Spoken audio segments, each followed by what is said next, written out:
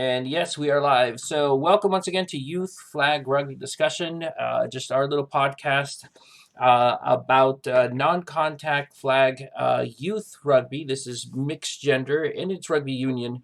It's not specific to any SRO, any region, but we are in the northeast of the United States. Also, though some of us may sit on a board of different types or have sat on boards of different types, we are not associated, we are not affiliated, we are not the channel for any of those. We are just a bunch of coaches and parents and interested adults, basically hanging around at the pub and discussing topics that are related to this. My name is Daniel Mejia. I coach for the Barbarians. This is what my voice sounds like, and let's go to the top of the order from Discord. So, Chris, you want to kick us off? Yes, sir. Hey, my name is Chris Cuddy, and I've been involved in rugby for a really long time, but currently I'm just a rugby dad of 3 rugby playing kids at flag, high school, and middle school level. That's all I got. Moving on to JJ. JJ's on mute. So, Coach JJ, sorry about that. Coach JJ Centaurs, my name's Amesh. I'm from Australia. I've been in Boston 3 years. We started Centaurs. I have a 10-year-old son that plays as well. And that's enough for this one. Great to be on here. All right. Hey, this is Daryl Jackson. I've been in Boston for it'll be 3 years in October. I grew up in Colorado, and I was the rugby development officer for New England, working directly for USA Rugby, and I'll be coaching with the Centaurs as soon as we can kick off and get going. So that's me.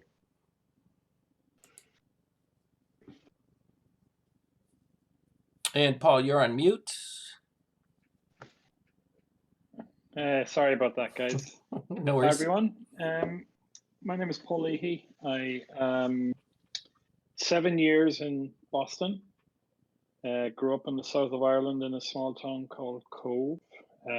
Very famous rugby town. And shout out to all the Cove Pirates guys if they pick this up. So I was involved in rugby from 10 years of age to about 19. And then I fell in love with drinking women, and that's when rugby finished with me.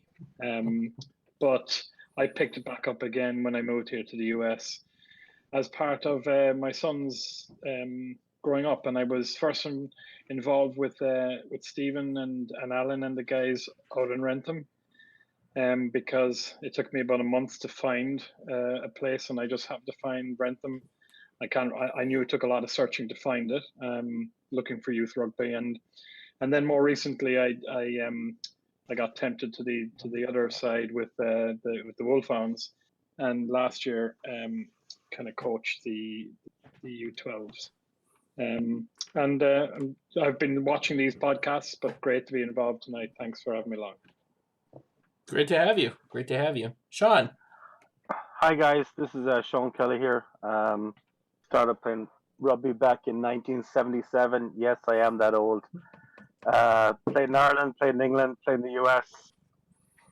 President of Wolfhounds, president of Super League in the US, and now just a father hoping to get his sons into the game in a year or two. And glad to be on board. Thank you for the invite to the webcast. Everyone, this is Shaggy from the South Shore Sharks, and unfortunately, after Sean again, I have not the accolades, but I get I get some kids and they're interested in rugby, and I keep them busy, and we go with it. Fantastic. Awesome. I'll go after Sean next week. Okay, we'll switch it up next week. Much love, man. I'm just kidding. All right, guys, let's go ahead and just kick it off, and let's go right into news. Do we have any news, anybody? Don't be shy. I could do my little bit from the MIAA help desk, or from the The MIAA stands for Massachusetts Interscholastic Athletic Association, which is basically varsity high school rugby, both boys and girls. We have currently about 18 boys teams and 5 girls teams. So they fall under the MIAA. They are varsity schools. Right now, the latest update from the board of directors who met on March 30th, they determined that the spring season will begin no earlier than May 4th and will be completed by June 27th with consideration of June 28th for a weather or faculty or facilities needs. Basically, the MIAA high school varsity rugby, actually high school varsity sports, is under the impression that they're going to be able to salvage a varsity spring season. Seems a bit far-fetched. Not quite sure what the idea behind this is, especially when you consider that the NCAA has canceled their spring season and they actually make money on NCAA sports. There's no financial benefit for the MIAA to even attempt to do this, except for they just want to be able to. I'm sure there's probably some baseball coaches or lacrosse coaches that feel like we need to salvage something, but the benefit for our varsity would be that we would get to play. I guess the downside would be that I just don't think that's enough time to get brand new players up to speed. And we're a contact sport for high school varsity for 15s, and I just don't think that's enough time to. I think their idea was that you play about 5 games and then move directly into a playoff system. So, but that's where we are with the high school varsity rugby. And it's unique to Massachusetts because right now, Massachusetts is the only state in the union that has rugby as a varsity sport. Other states have, maybe 1 or 2 schools where the athletic director at that school has recognized it as a varsity sport, but the majority of the teams are playing are club sports. So I think it's a really interesting social experiment that the rest of the country is looking at.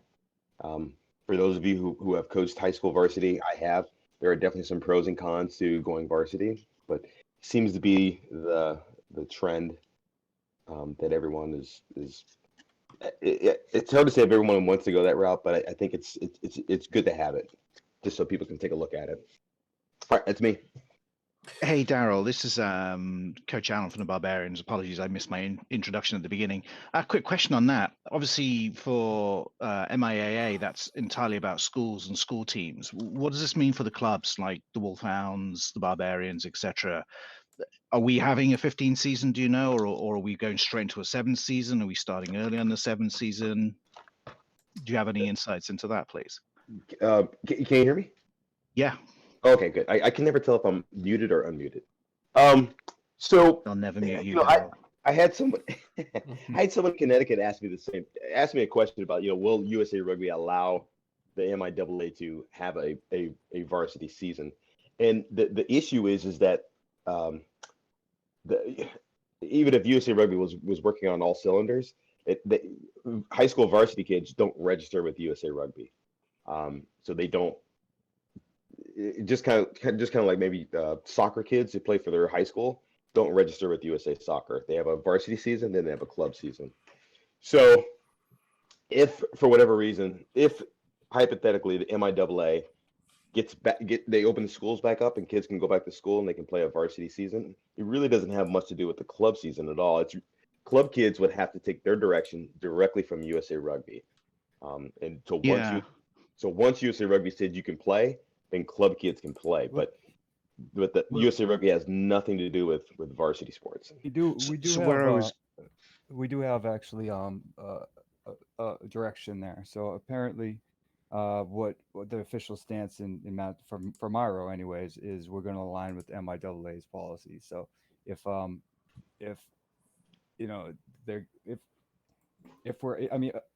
spring season's canceled, for Miro, but that's because that's just a USA Rugby. But any kind of push forward in delay, we're gonna be aligning with the MIAA or any kind of So this is kind of where I was going, Shaggy, with my question.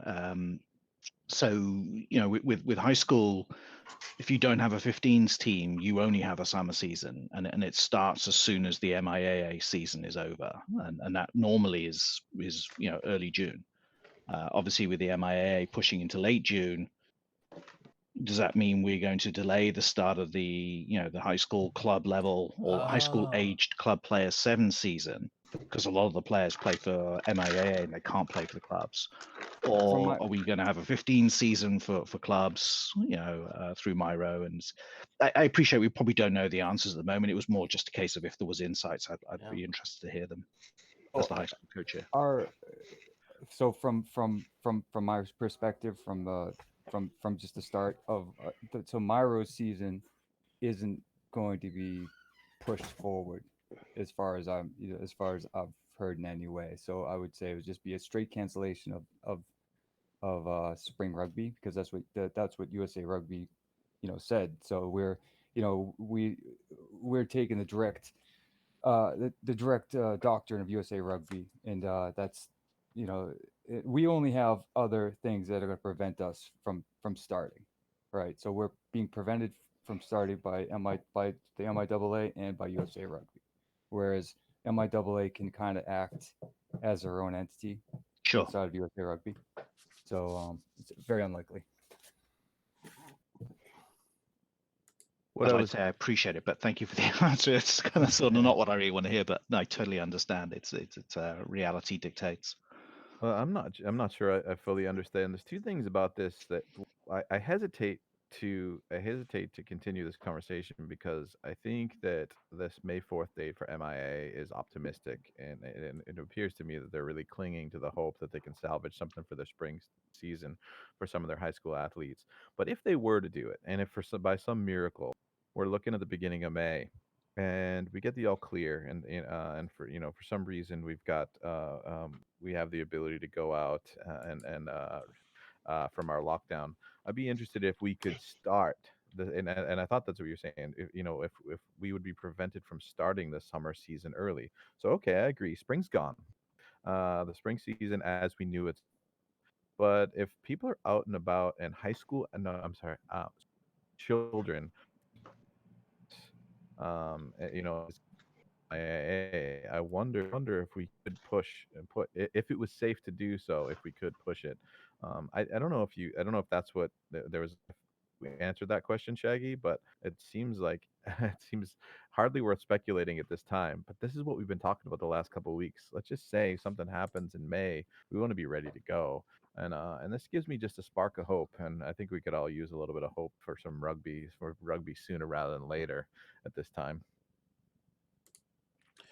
I think it'd be an early summer season is what it would be. I mean, I think you hit it on the head. The spring is done as far as Myro's concerned, but it'd be early summer. And then I guess probably the answer, and Shaggy can probably answer this better because he's more aligned with Myro. Myro will probably not let or sanction anyone to practice until USA Rugby says it's good to go. So they really wouldn't even want you to have training sessions. They would say no. If USA Rugby says it's cool, then it's cool. But we can't go rogue and just start practicing until we get that go ahead. Yeah, I mean, I would think just an early summer is our best bet. Whether I mean, if there's enough interest in high school, who knows? Maybe we can do some kind of 15s program. But I mean, I don't know.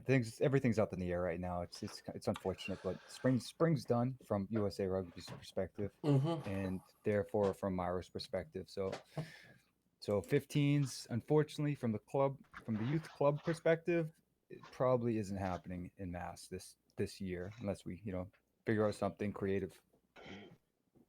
So yeah, that brings up a lot of really interesting things, and we should probably just bring it back in and keep going with the news so we can get to the main topic. But I think the one thing that I heard is what if MIAA says yes, let's go ahead and have a shortened season, and they pull a bunch of the players in to play for MIAA, and that makes it, maybe they decide to extend their season a little bit after school or something.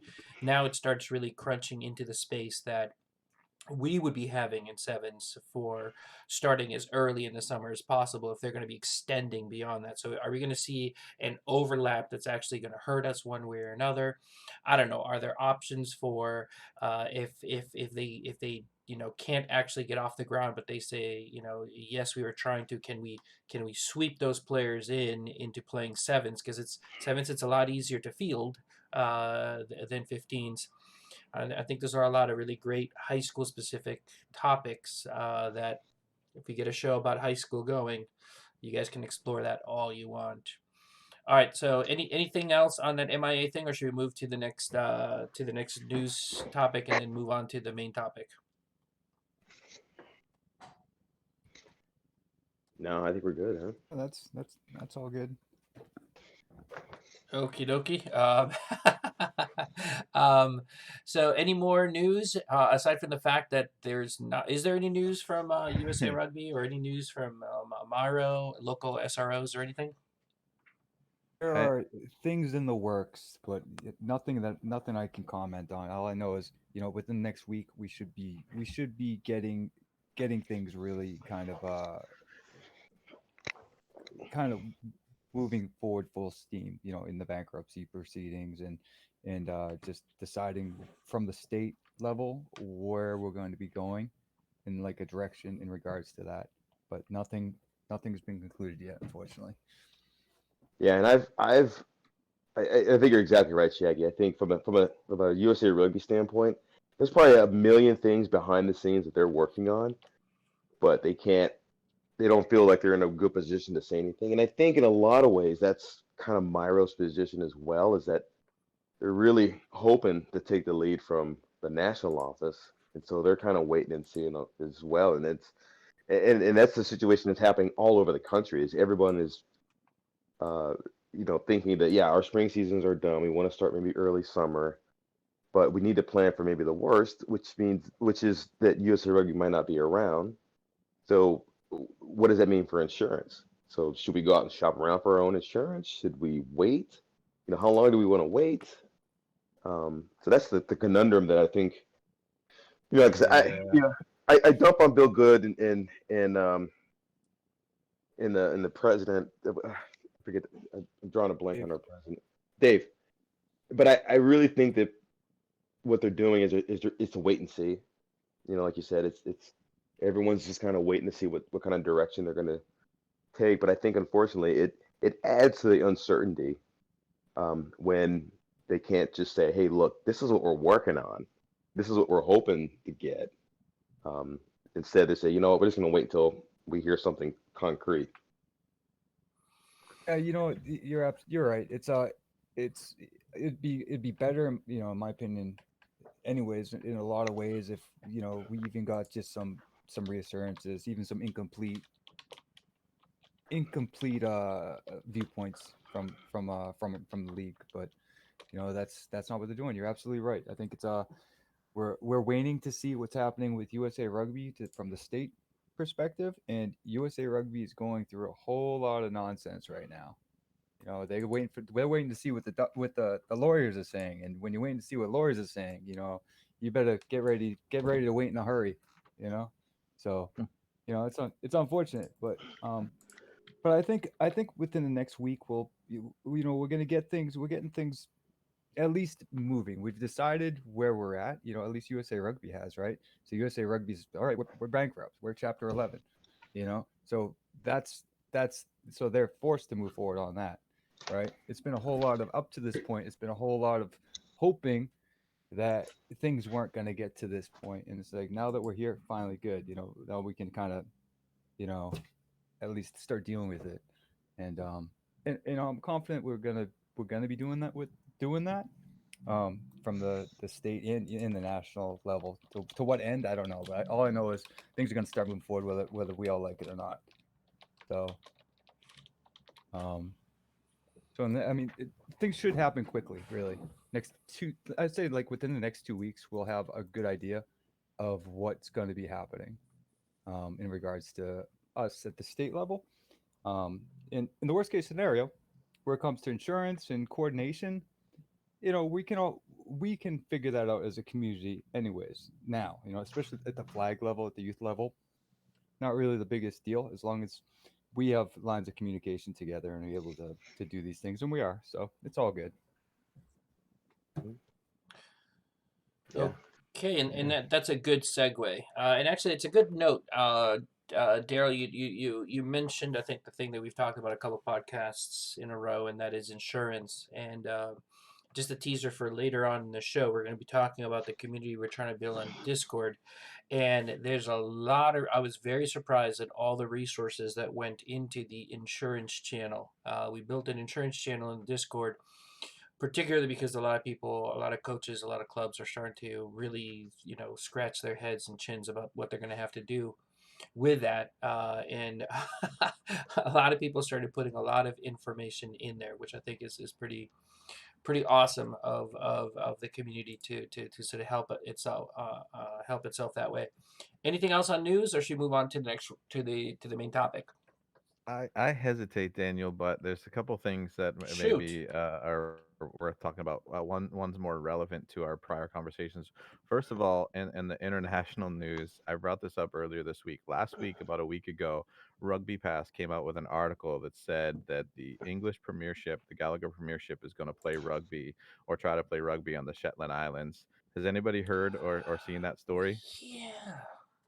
Yeah, I mentioned it, and I mentioned it. So I'm not sure if you heard it, but it seemed pretty far fetched. And Alan said he hadn't seen it posted on anywhere else. Well, I dug into it a little bit. That article came out on April Fool's Day, and so I There was, you go. like there was That's just like I wanted, it was so outlandish, but I believed it. First of all, I've never been to the Shetland Islands. I don't know what they look like, and if you can even play rugby there. But second of all, I just wanted to believe it so much, right? I was just like, please, somebody give me rugby, and I just totally overlooked that it was April Day, the day that came out. Just ruined my. Um, An example where it's not actually that funny because they're just picking on the afflicted, aren't they? Yes. exactly. And That's not not a another. knock on you, Chris. It's Yeah, I'm right. naturally cynical because I'm British, but Yes. Yeah, And Alan, right, was it right. Alan, was it you that replied that said if they can even find enough space for a pitch? Yeah, I was questioning whether they had enough flats land on the Shetland Islands to squeeze more than one rugby field onto it. yeah, right. Oh, It is. that's brilliant. Yeah, All right. so busted. My hope is lost. You know where I do have a little bit of hope though is this Facebook group, the qualified ruggers, the quarantine qualified ruggers, and I think you all know about it. You know, oh man, the tugging. yeah, right. Maybe that's not appropriate for the flag channel, but it is when it talks about media and like this is the type of spirit that we're looking for in this, in this off season and sort of grab hold of this, but just apply that kind of passion and spirit and love of rugby and the social aspects of rugby and apply it to our youth.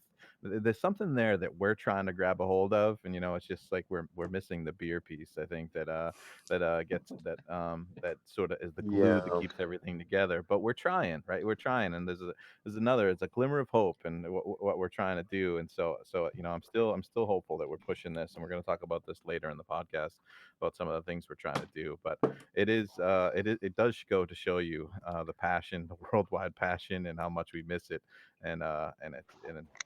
it's somewhat inspiring. Great culture. It's really hard to substitute for beer, though. Yeah, that is a hard challenge. uh, All right. So, well, I mean, this is a podcast about youth flag rugby, but our audience for now are the coaches or the club administrators, perhaps even the parents. The kids, they have their own things that they want to do. We're discussing the challenges and the opportunities for clubs out there, and how to run a club, how to run an organization, how to move the entire thing move forward, and a large part of that is community. So I'm with you on that, Chris. It's obviously not for kids.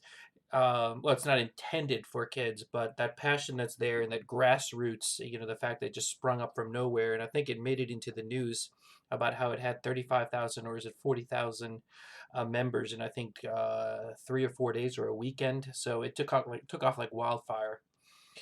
All right, so barring anything else from the news, let's go ahead and move to the main topic. Are we good with that?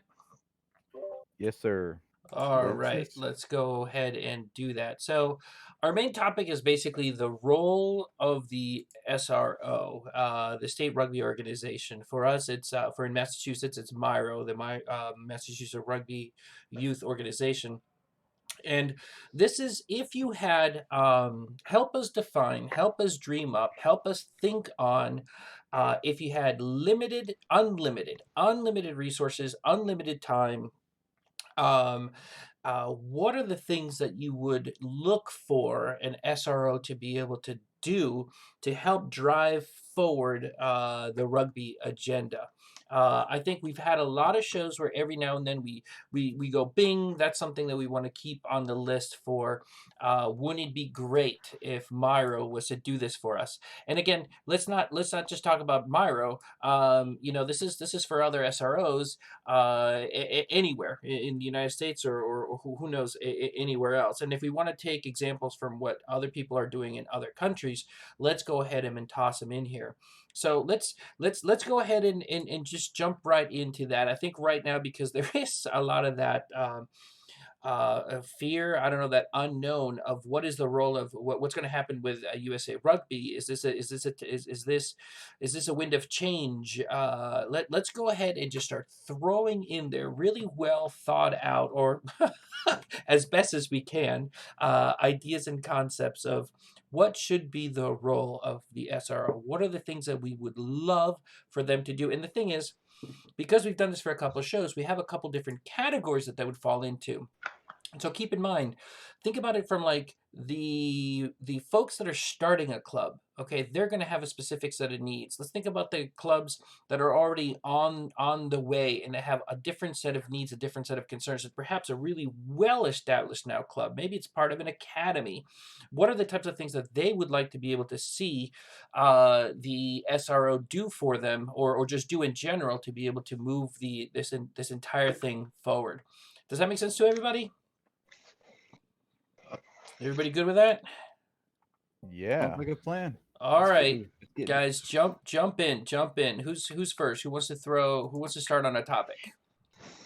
Nothing Well, sacred.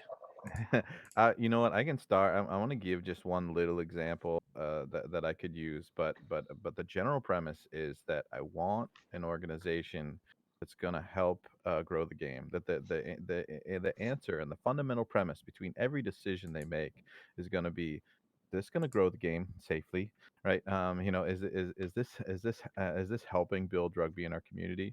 And I think that's really the fundamental premise that I want that I want my state organization to look into. And I want to give an example. Maybe it was about 18 years ago or so that I was part of a group that started a club, a high school club in Oregon, and the organization in Oregon right now, called Rugby Oregon, it wasn't at the time. They seemed like they did everything. It's like, if you said, I want to start a team, they said, okay, you'll pick up your jerseys here. We'll give you a bag of balls. We're going to give you a binder with all the information you want to put together. And there was no like filings or anything. There was no paperwork. It was all done for us. It was all like, we were all part of the bigger picture. And it was just like, here, your chapter 5 in our already existing book. Here's your jerseys. Here's your balls. Here's your schedule. All you need to do is get certified and get the kids, and you're ready to go.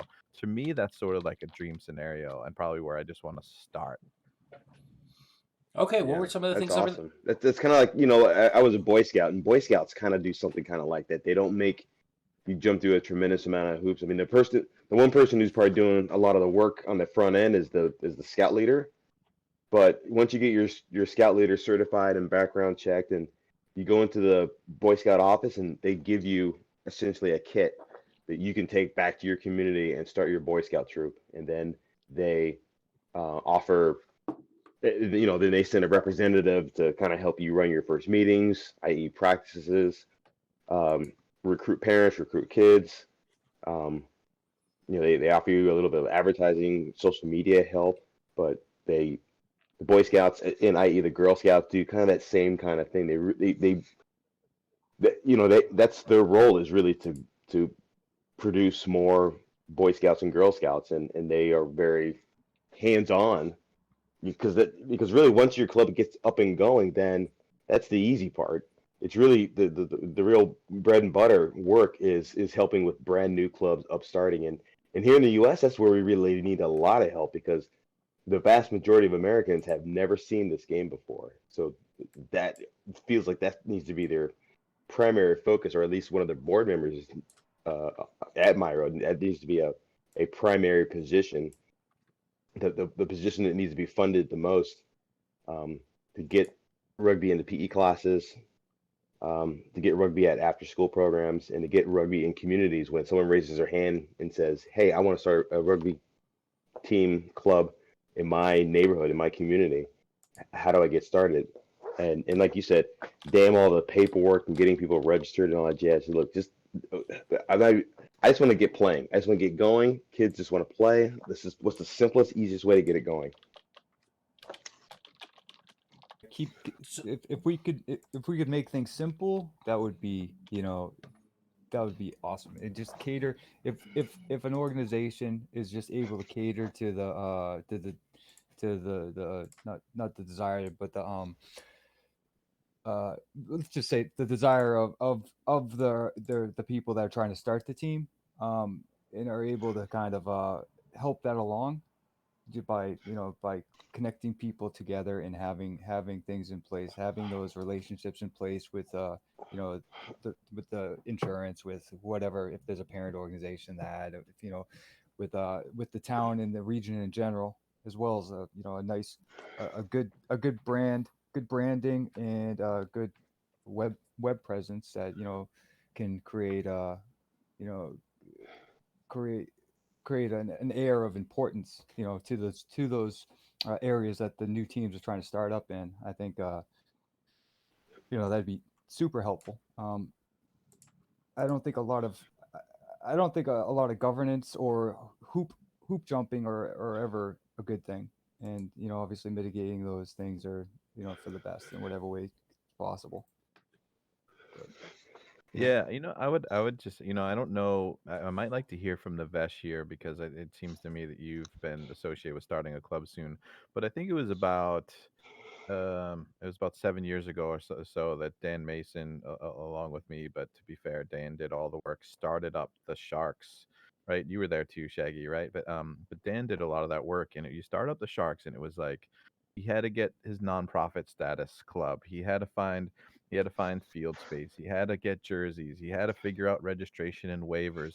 And then after he did all that, actually, that's when the first time I ever heard of Myro at that time. It was like, oh, now I got to go to this Myro meeting and try to get in with Myro. And I think at the time there really wasn't much flag rugby going on at the time. There was, I think the Acorns were just starting up, right, right around that same time. And the Wolfhounds had something going on too, but there really wasn't much going on. So there was really no infrastructure there at the time. But I think the point is, like, take the difference between what my story with Oregon. You pick up the phone, you say you want to start a team, and bam, you got balls and jerseys and a binder, and you're done. That's it. All you have to do is schedule practices and hold them. Um, on the other hand, it was like Dan had to jump through all these hoops. He had to get his club going. He had to get out all the other things that I already said going. And Navesh, did you have a similar? Were you involved in a similar situation starting up the Centaurs? Yeah, Chris, and that's probably why I've gotten so passionate about getting involved with Myra. Everyone can hear me okay? Yes. Yep. Yep. Okay, so because I landed in 2017 mid-year and spent a year with the Hounds, and I went into the first Myra meeting, and I met some great guys there. It was I felt a bit awkward and alone. I suppose I didn't know anyone. I just rocked up by myself. And then come 2018 year, when we started off that year, I got to know a little bit more. By August 2018, I decided, we're just going to do this in 2019. And so I reached out to Bill, and honestly, I got a little bit out of him. but not a lot, and things were delayed, and but at the same time, when after going forward a bit and thinking about Myro and what happened, there's really a lack of resources. It is why I went through this, because obviously there's so many other things going on and no one to attend to me. Maybe they didn't have the answers to some of my questions, couldn't help. But I suppose I didn't have a how do I get this started, and we did do a show where we talked about how you get started. And so I just, like you said, like you guys did, I just went out and I just tapped on local sports clubs around Wellesley, and I spoke to some of the directors of those clubs, and I got disclaimers and picked up bits of information here and there. And really, in the end, it ended up at a Myra meeting where I said, we're going to start a club. And honestly, I still didn't get a lot of, I was expecting a, yay, that's awesome, Yeah. another club, well done, let's get up, let's welcome the Centaurs in. And I still really felt alienated. I felt like there was no community spirit in that room, and that's how I assumed it was outside that room as well, because I hadn't had a lot of exposure. And really, that was my experience. I did it all on my own. In the end, I got my own insurance. I found my own insurance. I set up the websites. I had to go to Rugby USA Direct to sort out my insurance issues. I couldn't do that through Myra. I wasn't fast enough. I wasn't getting answers. Registration of players, same thing. I just send it straight off to Rugby USA and start CCing Myra on these things. Yeah, so in the end, as I said before, I don't think I got any help. Meanwhile, maybe we've got a new club that's starting up, and I've been actively involved helping them, providing them information, telling them what to do. But it really is like a 2-page document of this is how you do it. Right. You know what? It's not complicated. Probably 3 to 4 hours of work of setting up a format of this is what you do. You start your not-for-profit. You do an ROI campaign in the community. You build your interest. You get on social media. You pump it out. You get your numbers up. You test the format. You get your fields. You do all the bits and pieces, and you plug and play boxes, and eventually you just hit the button where you're going to spend some money. And hopefully that would be with the support of Myra. But yeah, so that's my experience. Thanks for asking, Chris. Yeah, for sure. When you say that one of the things that jumps out to me is that the not-for-profit. When I think about like somebody out there who wants to start a new youth rugby team, and they're going to hit an obstacle right away. They have to figure out how to get a not-for-profit. That sounds really daunting. And so, but if there's already a blueprint, if Myro would just have like just change the name of this not-for-profit club, and also the other information, the other like club documents, like your bylaws and anything else that goes with the club. If there was already a blueprint and you just said insert your team name here, and this is a tried and tested not-for-profit organization document, and then and like you said, a 2-page like list of things that you got to do, and you're just checking the list. But as you're checking the list, there's a blueprint for everything you do. I think that's one of the things that I'd be looking for in a SRO or something like NFL. Absolutely. When I had to do the 509c3 for the Providence Men's and Women's Rugby Club, I wasn't forethinking enough to keep copies of it all electronically and keep notes to what pages I would need to go to just change the name of the club and the officers. If I'd done that, I guess I could go back and do that now at some point if I had the interest in doing that.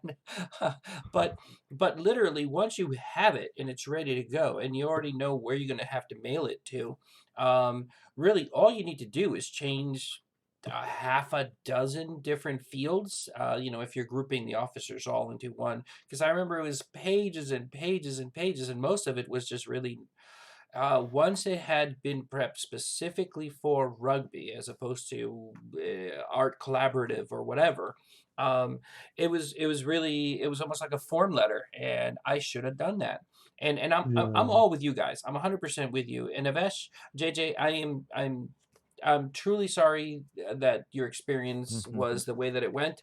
But you know what? Let's put that on the shelf. You know, I owe you a pint for going through all that and giving us another club to be able to play against and with. But you know what? Let's sort of thank you. So can let's I put that up on the add shelf. some comments in? Yes, please, Alan, go. Exactly as Chris said about the time that the Sharks were kicking off, Chip was firing up the Acorns, and obviously subsequently became the Barbarians. So again, I didn't do the heavy lifting. Chip did 99% of that, but I was pretty close to what was happening, and so what was interesting to me was going to those very early AGM meetings, very early from Flag Cup club level AGM meetings, was the amount of time and effort that Miro put into trying to explain to us how they wanted to help get new clubs started, and the fact that all we had to do was go and ask them, and they already had a kit set up for us, which was a huge bag of balls and bibs and flags and stuff like that, and we could take that and just get started. So they clearly 6-7 years ago had some of this stuff in place. The other thing they did was they showed up at one of our training sessions and took the coaches through that first level, 100, 150 certification to make sure that not only were we not incompetent, we were actually also protected under the guidance of USA Rugby's, coaching standards. And so they did do all this stuff. Jesse Nocon and Bill Good were the people who came down and did all this work to get us all sorted out and ready to go. As time went on, more work moved to us, but we wanted to do more. For the club, that is, not necessarily do more work unnecessarily, but so L200s were down to us to go and sort out and go out to Springfield to get certified. Doing referee certifications was down to us to go off and do that. And Miro were more kind of making us aware that these things were available and this is how you go find out about it, but they weren't doing the heavy lifting for us. But I wanted to go back to Chris's primary comment, which is that you're looking for, and Chris, if it wasn't you, I apologize. You're looking for your SRO to help to grow the sports. The problem with that is define grow the sport. So about 2 years into my experience of work with Miro, it was quite clear that Bill Good was going stealth. He was going what almost for us felt like undercover, because he was less around at games, he wasn't reffing so much, he wasn't talking to us on a as frequent a basis. What he was doing was working with MIAA. And as a guy who didn't grow up in the States and who doesn't really understand USA sports, I'm relying on what everybody else has told me. But from what I grasp is the pinnacle of any sport in terms of getting children playing it in the States is the equivalent to the MIAA in every single state. Get it as a varsity support, high school sponsored. And so Miro did do that. Miro made that happen. And I think the comments were made, they are limited resources, and as Dave Hill has said to me on a number of occasions, stop saying that's Miro's job. We are Miro. And by that, he means everyone on this call is part of Miro in the sense that we're there to help make things happen. And if we think it should be better, we can step in and do that. And contribute in these areas. Now, some things are, a little less flexible for us than others. But, whilst Miro were off driving MIA and making that happen, of course, we were left to flounder on our own. And I think, to my mind, where we have run into some levels of conflict on what are USA Rugby and what are Miro doing about growing the sport in Massachusetts, has been that we haven't always had 30 kids for every team of 7 players. And we've had holes where we haven't been able to field, kids at every single age group. And we felt that we'd rather have Miro help us recruit kids and get more people on. And I think, Shaggy, you've demonstrated year in, year out that you are truly the master of this. And as we of Wrentham kind of got our heads around that a little bit and became a little less ineffective at it or a little more effective at it, I think Miro's a couple of times, or Dave and Bill have cited to us that, hey, you guys have really got it. We've got to work out what your methodology is so that we can help all the other clubs get going and really get more players on. And I think, we're all kind of making these similar dancing around the topic subjects, which is Miro consists of us. We've voted those people in, or we haven't not voted those people out. And if we want Miro to do more to help us grow, we have a couple of options. One is that we can step in and take those roles, and I think there are a couple of people on this team who, have a role in Miro. but equally, we also should be going to them with the answers, not the questions. And I think this is probably the other challenge they face is they also have jobs, they also have clubs to run, and they've got Miro to do as well. And so for them, I think it is becoming quite exhausting to grow clubs and build clubs and start clubs, and they are looking for us more. And I think all the comments that JJ, that you had to do all this from scratch, and that Daniel, that you'd done some of this before, and in retrospect, had you documented that, we'd all benefited from that. And we did this as well when we were at finding up the acorns and getting it going. Yeah, I think we could all send our best practices in, and I don't know that Miro has always demonstrated the most awesome levels of organization when this stuff comes in, but I think these are areas where we can help them, and they ultimately will help us, and that will ultimately help grow the sport in Massachusetts. But kind of wrapping up my monologue, in terms of growing the sport in Massachusetts, of growing awareness of the sport in Massachusetts, Miro have checked the big box. They've taken this niche sport and they've made it MIAA. And that's going to grow the game to some extent more than anything else in this state. I'll shut up now. No, yeah, it's a really good point. Really good. Right, and I think building on exactly what Alan just talked about. So earlier, let's take the topic of limited resources, throw it out. Let's say unlimited resources, unlimited time, which is unrealistic. But here's where we're coming up with perhaps recommendations, ideas on how to make the next person that steps up perhaps have more ideas above and beyond what maybe they're walking into that role with. So we were talking about being able to help set up a new team, and we heard everything from being able to help draft the 509c3. I mean, if these people are sitting there watching new clubs, join every however many years, perhaps, they somebody like me can step up and say, hey, listen, I did this. Why don't you take the way that I did it and just hold it for the next team that wants to start up, so that when the next JJ that comes around, that's already there. So to Alan's point, gather the information, gather the resources from the general membership, have it ready to distribute to the next new person that shows up and doesn't know what they are doing.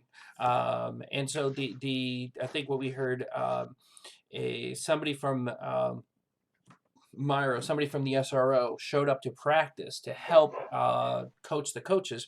That's phenomenal. I wasn't even thinking along those lines, but that's a perfect thought. That's another great thing that a new team startup would need. So I think Alan also opened the door to the next topic. So let's keep talking about what are the specific things that a new team trying to start up needs that Miro perhaps can just go, here's a startup kit.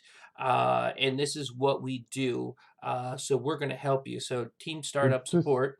And then the second one, I think that Alan was opening up the door to, is now kind of going to the larger, more established clubs, and that being able to promote, and perhaps normalize rugby. JJ, did I cut you off? You finished? I know. If you're done, Yep. I'll just say Go ahead. Yeah, go ahead. So yeah, like listening to everyone, Alan and Chris and yourself speaking, and I think like just something very simple, right? It does take all of us to make Miro work. It takes more input, it takes more time, it takes activity, it takes communication, it takes management of things. All that stuff is great. But you think about this podcast. We've been doing this for what, 5 weeks? Yeah, I think we've been doing it every week for a week. Yep. Okay. I think 5-6 weeks. Okay, we're doing like 3-4 hours a week, yeah? Mm-hmm. Communicating, thinking about ideas, putting thoughts down. Like we've almost put in more time into this podcast than may have been put into Miro over a year by a bunch of people. Like, think about the irony of this, because it's very important. If you know the answer why that is, you really know the answer for what needs to happen tomorrow to take it forward, to get things happening, to have more action than just meetings. I forget the history. Like I appreciate everything that's been done today, But we're not talking about what's been done today. We were talking about how do you take it forward. And it's really obvious, right? No one's standing there going, why isn't this done? Why isn't someone working on that? We need more people here. Go and grab a buddy. We need another person involved in it. Someone go work on that activity. Anyway, that's my 2 cents. And what would be so that's I'm with you. More people need to do more. What are specific things that they can do? And again, we're saying Miro because we're from Miro, but if if somebody's listening this from New York, if somebody's listening this from Colorado, so let's we can keep saying Miro, but don't think this is specific to Miro. What Miro has done or hasn't been doing. It's what can an SRO do. So as an SRO and what we've talked about, and leading the youth committee on this, I mean, I should be stepping up more and saying, yes, this is my responsibility. I will do the 2-page document now for all new clubs. Come on, look at this. That's what you do. It's done. But being new to it and not having a lot of discussions around this, then I don't really have any direction on this either. So who's directing me? It's great. I got to step up. I've got to be. You got to be really entrepreneurial, I suppose, if there's no structure in place and no leadership. So JJ, stepping in there, I think you're identifying one of the critical problems, kind of indirectly. So every time I've attended, I've been to the last 5 or 6 AGMs, but every time I've attended those, I've sat on my hands to avoid me volunteering for various roles. And it's not a case of not wanting to volunteer; it's a case of I coach, and that's quite time consuming, and I'm a part of the core of my club, which is quite time consuming, and I have a family, and that's quite time consuming, and I have to fund that family by having a job, and that's quite time consuming, and all this time consuming stuff prevents me wanting to do other things which I know are important, which are time consuming, and I'm willing to bet that I'm probably just a poster child for everybody else on that one. And some brave souls like Shaggy and you have stepped up and taken on roles, and Ryan in the past has done the same thing and coordinated stuff. So I do understand where you're going, that we need some leadership in these areas and things like that, but I also think we need to work out how can we stop saying it's all on the clubs and the coaches, or more importantly, how can the clubs have more to bring to the table? But this is something also that's been under discussion, is where's the business plan? How do you sell Miro? How do you brand Miro? Does it have a brand? Does it have any sponsors? Does it have any money? How do you build it when you don't have staff? It's also been in alignment with these discussions, and you can't. And you're right. You can't just have sponsored time. You do need a paying structure, and paying structure needs. I guess I wasn't quite going there. I mean, we at our club, it's been since Chip moved on, 3 people running the club and coaching, and that's been okay. But a couple of our parents, as the club has grown bigger, have rightly been challenged as saying, also, what's your continuation plan? What's your longevity plan? You 3 parents who are also coaches may not be here forever. So what are you going to do? How do we build a bigger, more robust club? And I think in that there's also this secondary understanding that, the SRO is for us to shape. We're very fortunate. We have an SRO that's for us to shape. And in that, we need people who are available. And so, it almost feels to me as, and we aren't doing a fantastic job of getting our charter together as a club and forming all the official roles, which are non-coaching roles.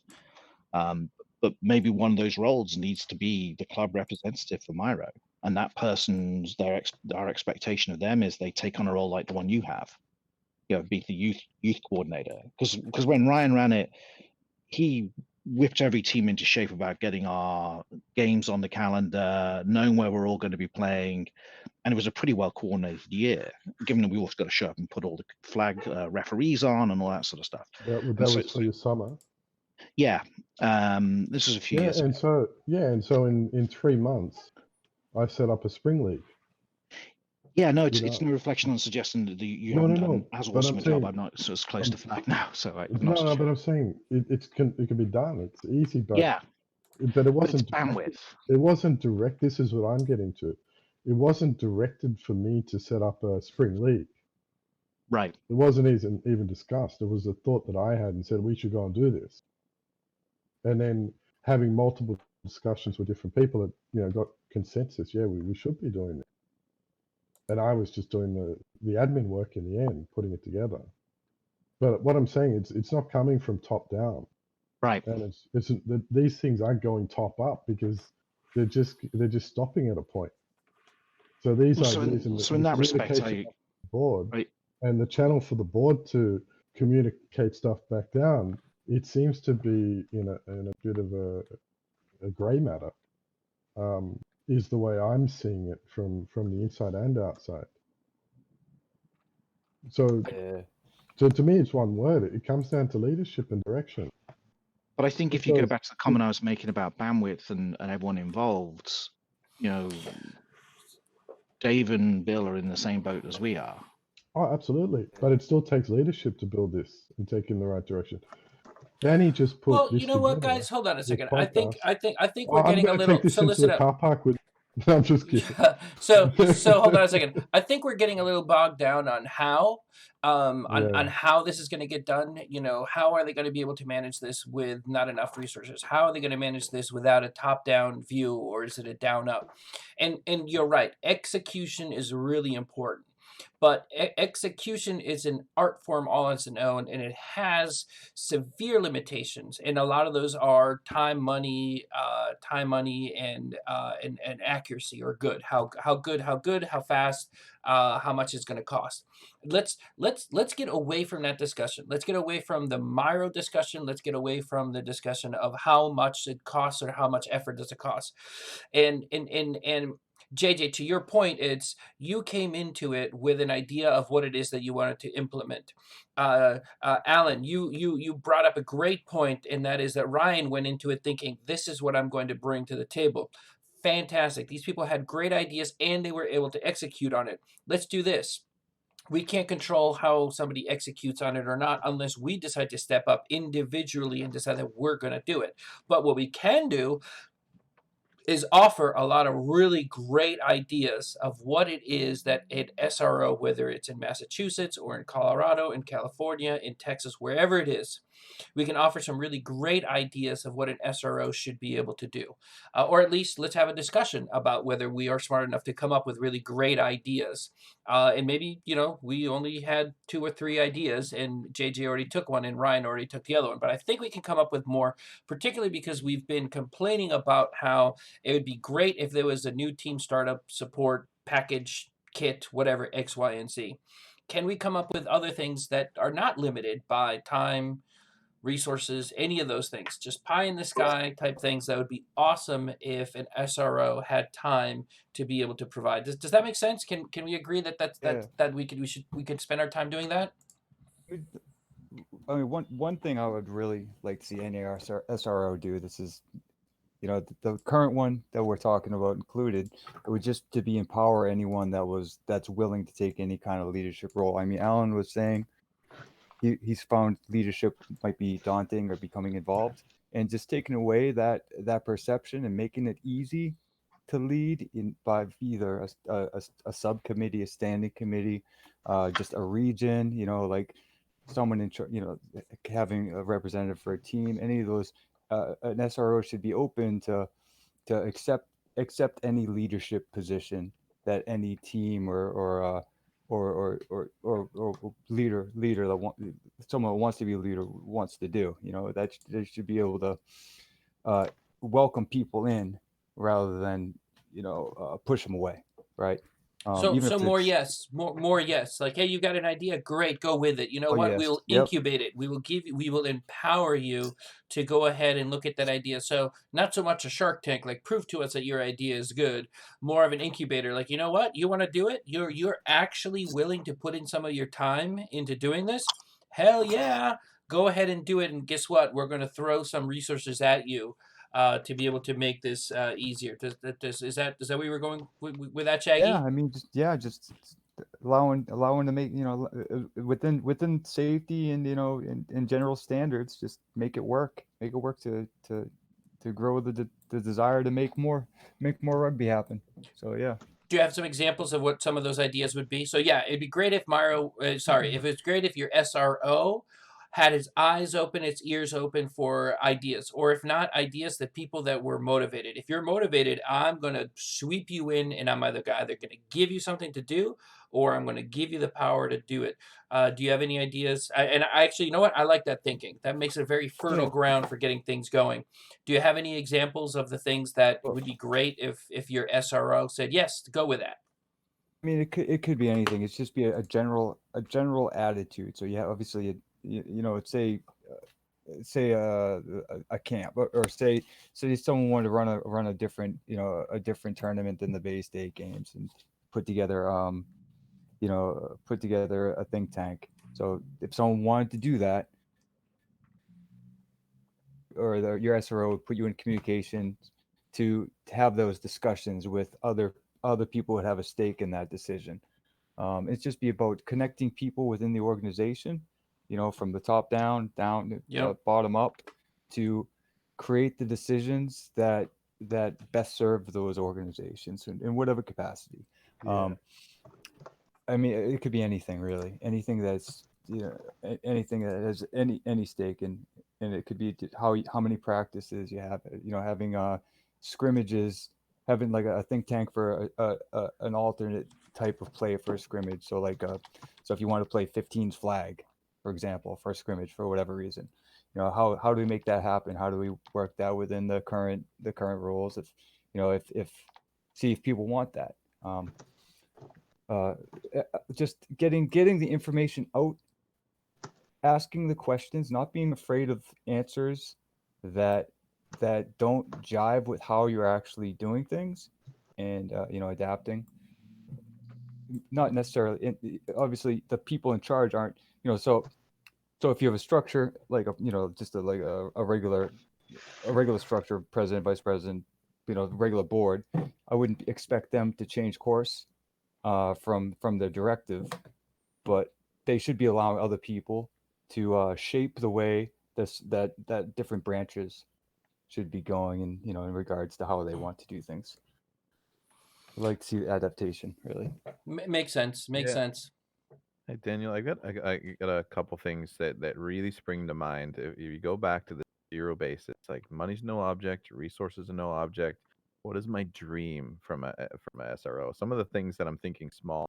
One dream for an SRO is a field, or a huge field. Like, I don't know if you know, if they in Massachusetts and Lancaster, Mass Youth Soccer has 18 fields, you know, Wow. and I think it generates money, right? Because there's always teams and clubs and they're holding tournaments and that sort of thing. But one thing, just thinking big, right? This is too big to really, but centralized fields would be a really big one. And another one is like a centralized website. And I'm probably thinking big when I think big, you know, and no cost and unlimited resources, thinking about like just infrastructure and things that you only have to do once. Like we talked earlier about a nonprofit. Like, how about one nonprofit? The SRO is the nonprofit, and then we're all part of it. I mentioned that earlier. But what if the SRO had a field, and we all sort of fed into that field? And another one would have been like what we almost had with Sports Lomo, but a strong web presence where anybody who wanted to play rugby in this state was going to go to a website that, you know, that's maybe more like USA Rugby's website, that's like comprehensive, and you can follow some links and find exactly who you need to find, and it's professional, and you can register, and you know when practice is, you know where the closest team to you are, and like I can imagine, like, that's, you know, that would be a dream scenario. And I know I'm dreaming too big there, but you let me dream. You let me dream, Daniel. I'm going to take the opportunity. Those are the big ones for me. You know what, I really like that, and I really agree with that. And you know, when we say web presence, it's a lot broader than just one static web page, or one URL with a lot of, you know, web pages and click throughs. To me, when you say a web presence, I hear community building. And the one thing that we've mentioned and has come up in our discussions over and over again is how important community is in order to be able to have any endeavor, but particularly something like our clubs exist and move forward. I think if every club coach had the ability to discuss with a group like we are doing right now, it just leaps and bounds what they would be able to accomplish. And if this web presence was a portal also, if they have their own Discord, if they had other things that I haven't even thought about yet, to be able to bring people together, share ideas, empower people, connect people, have resources there to be able to use, be able to point to it. And, if you're talking to an administrator and say, hey, listen, you have questions about rugby, guess what? Our SRO already has a web page that has all the statistics about, sports injuries, has all the statistics about going to college, all the statistics about X, Y, and Z, that sells rugby in itself. That would be fantastic. I would absolutely love that. How much would that? I don't care how much that would cost. I mean, we've got a Discord that's building little by little over here, and we've grown leaps and bounds what we've been able to do from 5 weeks ago. So yeah, being able to have, a really great, virtual, electronic, web presence, whatever, that would be amazing that I could turn to and just chat with people. I could chat with people not just from flag rugby, but high school rugby, college rugby, not just well, this would probably be in an SRO. That'd be fantastic. I would love that. Absolutely, absolutely love that. Anybody else have any ideas about what a web presence could do for people? Because I Look, go ahead. yeah, so one of my roles as the rugby development officer was to promote the rookierugby.com webpage. Yep. Um, and unfortunately, that page just doesn't get looked at all. And I don't know if it's because the word rookie rugby just doesn't resonate with a lot of people. It doesn't say, it doesn't necessarily say what it is. And because I know I've talked to even people within our own rugby community. I've talked to like men's and women's senior clubs, and I'll ask them about rookie rugby, and they're like, "Well, what is rookie rugby?" So the word itself doesn't actually tell you exactly what it is. It probably should just be flag rugby. But if you've ever been to the rookierugby.com page, it does have a lot of those information pieces Okay. that a lot of you guys have talked about. But unfortunately, it just doesn't get looked at, and it doesn't get. I think what happened was the national office created the page, and then they pretty much left it. They just said, you know what, if you're interested in rookie rugby, we've dumped all this stuff on there, and go there and find it. So like if you go on that page, you will find information on how to start a club, how to get coaching certified. There was a little finder so you could find a rugby club. But again, it's not updated, it's not maintained. A lot of the relevant information is not correct. Like I think at one point, Navesh asked me, "Hey, if you go into the map function and you pull up Massachusetts and try to look up all the clubs, we're not on there. Can you get our name added on there?" And I tried like crazy, but I couldn't figure out who was maintaining the page. So if you guys get a chance, take a look at the rookierugby.com page. It's not a bad site, but it needs to be updated. It needs to be a little more relevant. But there's a lot of information on there. It's just that, and I know that the 2 years that I was there, we struggled with that name Rookie Rugby. It was the brainchild of Aaron Kennedy, who worked on it with Rugby Canada, and as kind of a catchphrase, kind of a brand name for flag rugby or youth rugby, which I appreciate the idea, but I think it just doesn't do enough to explain to people what it really is. And yeah, maybe that was a failing because what you're talking about, it just sounds like a fantastic resource. And I think I may have gone to it once or twice because I was like, what is this? What is this rookie rugby? Does this have anything to do with us? Actually, you know what? Now that I think about it, for a while, I wasn't sure if it was relevant to us. I wasn't really sure if it was flag rugby or rugby union in general. Or USA Rugby, associated with USA Rugby or RSRO. So there's your answer. I myself was questioning whether it was for me or not. And I think I looked at some of the resources about some of the drills or some how to set up some of the sessions, and I remember thinking, "Oh, this is really cool. Yeah, I'll come back to here and I'll mine it for information." I think I mined it a little bit. I didn't. I think I did look at some of the way that they set up the drills. I think there was a couple of PDFs there, Yeah. and I thought those were pretty useful.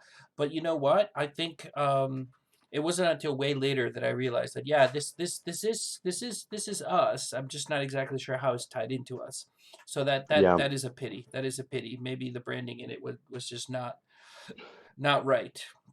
The one area where it's done really well for me is when I'm going into schools, rec centers, community centers, because they're very, you know, brand. They're looking for a brand, Yep. and so if I go into a school and I can drop, oh, you want to go to rookierugby.com. Oh, we have a Facebook page, we have a YouTube page, and for them, when I would have it on my business cards, and it was really easy and nice to be able to Yep. drop that. And so I've tried to link a lot of the stuff that I do personally back to the rookierugby.com page. I call my Facebook page Rookie Rugby New England, and it was on my cards. It's on all my shirts. That was my low grade attempt at doing it. It was one of the reasons why my role wasn't crazy successful, because we didn't put enough resources into that. So that could be something that maybe comes out of the reorganization, is that we retool that and rejigger the name or something like that. But that could, in theory, that should have been the resource that the national office was providing to youth rugby clubs. Was Okay. that rookierugby.com page, and it really was supposed to be the place where you would go if you were interested in either A, having this in your PE class, B, having it at your rec center, or C, starting a rugby community in your own neighborhood or your own community. That's great, and half the work for the SRO would already be done with that, because we were talking about having a really great web presence. Yeah, leverage anything that's already out there from the national office. That would be fantastic. Yeah, I totally get it, and I completely agree with it. If they had a great web presence, they had great, all kinds of web portals would be absolutely awesome. So Chris, I'm with you. I would love to have one place I can go to that I can get, a lot of times even just being able to set up a practice or set up a game with another club can be difficult in trying to figure out who the contact is. If all that information was there, and if there was discussion boards where all kinds of topics were being discussed, that'd be great. And if the ones that got voted up, funneled to the top, for us would be great, because we could just go there and mine that for topics and we could talk about it here. So Chris, I'm with you. I completely agree with you on that. I think the other one that you mentioned was fields, and yeah, the question of fields has come up over and over and over and over again, particularly when setting up a new club, and I'm with you on that one. If they had like an awesome central field that maybe once a season everybody needed to go there to have all their games, that'd be amazing to see everybody in the same in the same place. We have jamborees now, where a lot of clubs are there, but it'd be great if they already owned it, so the the ticket to show up was basically free. Show up, bring a bag lunch, bring a grill in the back of the pickup, bring the dogs, bring the family. That'd be a lot of Yeah. fun. So I'm Yeah. totally with you on the fields, right? Yeah, that's the kind of social aspect that Yep. that we're talking about earlier. There's one so I have two comments that are related. One is about the Rookie Rugby page. I did go there before to look for the rules, because I think I had a ref flag rugby, and I was horrified that I was gonna have to ref flag rugby when I don't know the rules, because they seem to change every tournament. But that just brought to me, like, when I'm thinking small. One standard set of rules that we all we all play the same way each tournament might be something we're looking for. Maybe not, but but that's been a point of contention for a while, and I don't really probably need to kindle that fire here. But it is a small thing that we could expect from our from us as a SRO. But I wanted to also again just shine a light as that my family had an opportunity to play rugby in Northern California in San Jose. And similar, so Northern California is sort of Northern and Southern California both are separate entities, and they're both also separate from USA Rugby mostly. But inside of Northern California, we were part of this rugby organization called San Jose Rugby, where actually 5 or 6 towns, at least 4 towns from about an hour radius, all got together in the same field every Saturday and played their games. And again, like it was at Central Field, it was a central schedule. It was one nonprofit, so the guy who was a coach for Santa Cruz Rugby or Monterey Rugby or Los Gatos Rugby didn't have to worry about all that paperwork and administration. All they had to worry was prepping their teams. They didn't need field space to practice and knew they were going to go to the same place every Saturday of their lives to play a game. And that's where I'm getting that from. And again, I'm always trying to find out where in the country or the world is this getting done better, and because we can grab onto that. That's just one example. Again, same field, everybody's all together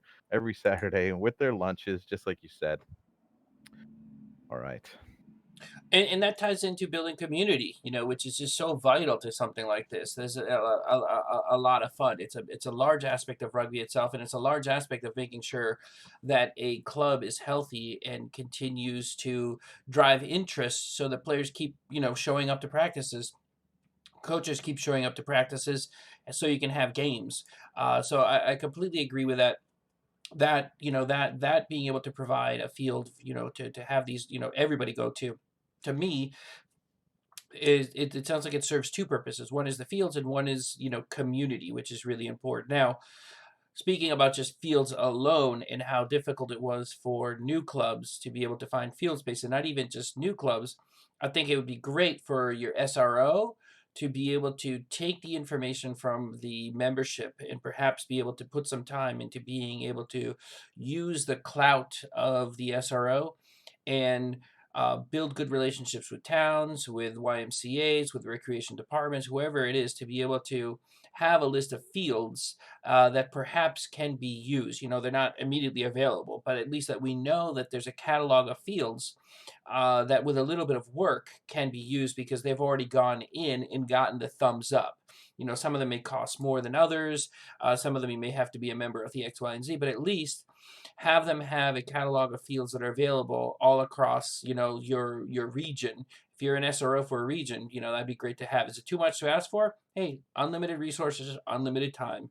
And I think, if you have a really great presence and you have a web presence and you have a really great portal for people to be able to discuss, and you throw in the, channel for fields, and people just discuss, oh yeah, we've used this field before. If you have questions about it, talk to me. Or, we go through the X, Y, and Z contact. It's just gathering information that's already out there, because as we discussed before, fields can be really hard to get. So yeah, one great, awesome field for everybody to use, but then also just leverage, the membership, as Alan was talking about. We are Myra, leverage that to be able to get a catalog of fields for the clubs that are having a hard time being able to find a field. Does that make sense to anybody? Yeah, that would be terrific. I mean, it'd be excellent if the SRO had a field in some kind of like a 20 mile radius in every part of the state, like something, for like just being ready for that growth plan to occur. Yep. Even if it's not completely wrapped up, just have it kind of dialed in. If Marshfield youth flag rugby wanted to start a team, the SRO in Massachusetts already has a field in mind somewhere in Weymouth, or just somewhere where it might not be the easiest, but it's an option. I mean, that's I know we're talking about pie in the sky, but I think that's an adequate ask for a governing body, and it would just help with growth. It's just being the growth plan, really. You should have the whole state covered with teams, so it should be prepared for that. Absolutely, absolutely. And you know what, Chris, earlier you talked about laws, it being a small thing, not wanting to beat a horse to death. But I could not agree with you more. I think, as each SRO, it's an emerging flag rugby for youth is emerging. So it's going to take a certain degree of evolution. Myro's very lucky. We've, up here in the Northeast, we are part of MI. We have varsity rugby. How it came about, whatever, but we are very lucky over here. I think some of the work we heard, that Myro did led to that. That's fantastic, and that I think speaks to the flexibility and resourcefulness that I think an emerging sport requires. And to that, laws. Yeah, you may have to have a certain set of laws this year, and it changes next year, and it changes next year, perhaps even half year. I don't know, but I don't think it's too much to ask to be able to have laws. And with that, a great way of being able to provide referees, whether they're high school kids coaching, refereeing younger kids and getting a badge or whatever it is, some sort of gamification associated with it so that they can climb up the ranks of X, Y, and Z. Laws and referees. It would be great if your SRO be able to consistently be able to provide that for you. I'd love that. That'd be so good. So Daniel, laws, because you brought it back up, I'm not going to let it go. Please, yeah, go ahead. So about 4 or 5 years ago, we expressed a lot of frustration about the fact that the USA Rugby, who do provide laws for flag, by the way, Cool. their laws were so loose and open to interpretation that it became very difficult for two clubs to actually agree before they showed up on exactly what certain things meant. And so,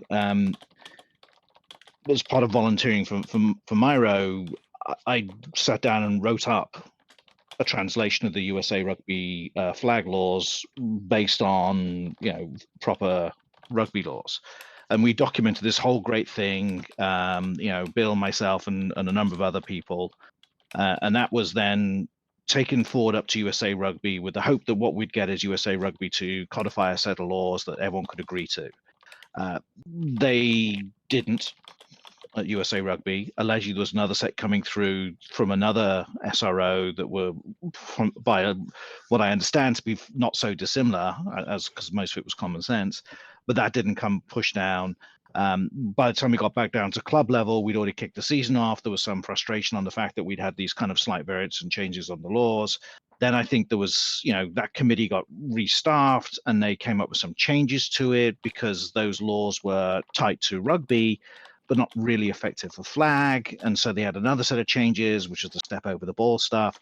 And so you end up with this constant toing and froing and backwards and forwarding where we have tried to define laws and not define laws. And then we got to a point where we define them to be really effective. But of course, we're so far away then from USA Rugby that we're no longer aligned to the nation. And so we had this problem where we were, for them, frustrated with Myro because they weren't taking it to USA Rugby and selling it hard to USA Rugby that this was how we're going to build the team. So I hear Chris's comment. I hear everyone who's ever coached or refereed a flag games comment. It truly is a deep nightmare of coming up with a simple codified set of laws that we all can agree to, that all the kids can play, and that somehow forms some national standard. So it is truly one of the biggest problems, and I don't think we can. I think this one, we still own this one, but I don't know that we have an answer, even if we were able to fully execute against it. It's such a huge problem. I agree with you, and before William Webb Ellis picked up the ball and ran with it in two hands, and, really that just speaks to the fact that it's the place where the rules of the sport were actually codified. Rugby in its many different forms existed beforehand. It took 100 more years to actually settle on a set of laws, and then those set of rules actually changed over time, and then they continue to change. So I'm Right. totally with you, but let's throw another unlimited time, unlimited money, unlimited effort, and unlimited muscle to be able to manage up to the USA Rugby and manage down to say, okay, you know what,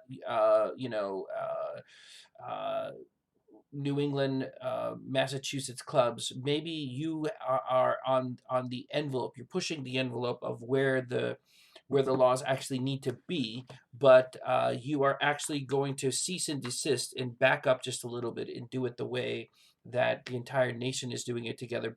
So that we can have an excellent, road to nationals type of tournament structure. So I completely agree. I completely agree with you.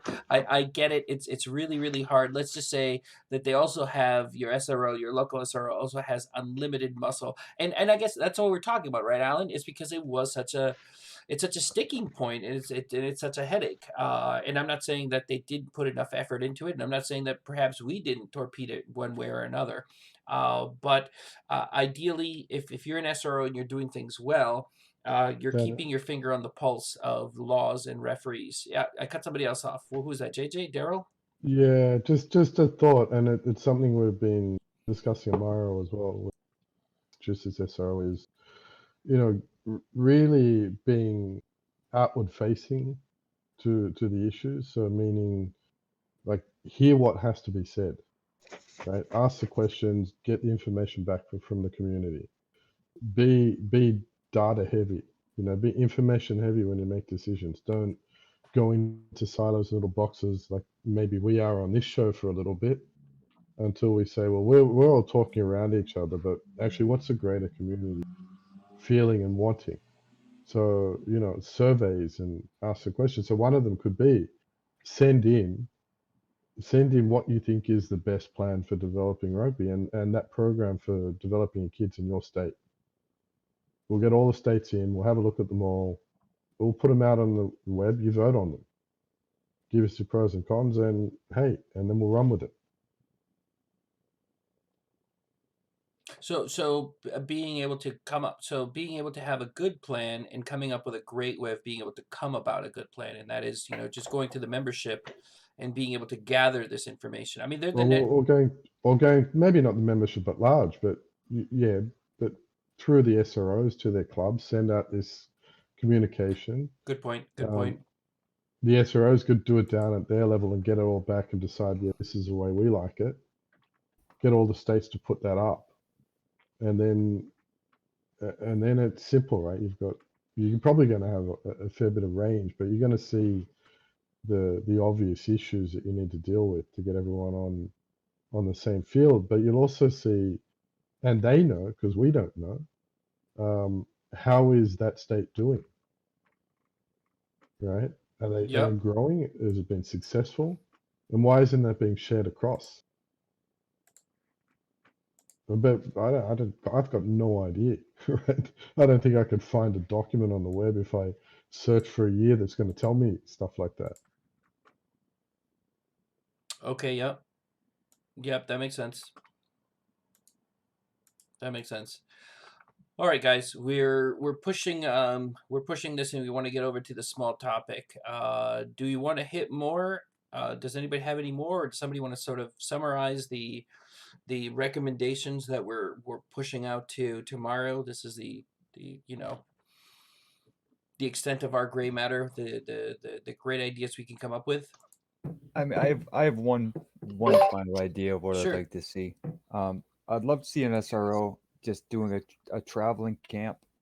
That's intention is to create more long-lasting club associations, whether that be going to adult clubs and just telling them, all right, this weekend, we're just gonna bring your kids. It'll be, this adult club and this adult club just come together. We're gonna have an exhibition, and that's gonna be, with the hopes of that taking root between these, amongst all existing organizations or communities, just trying to light those fires, but light those fires and attach them to community, to the greater rugby community, where like those camps, those exhibitions will be are likely to take hold and and flourish as like a team or a youth club. my final one. Going back on mute. So what exactly are some of the things that would happen in these traveling camps? So it's setting up exhibition games.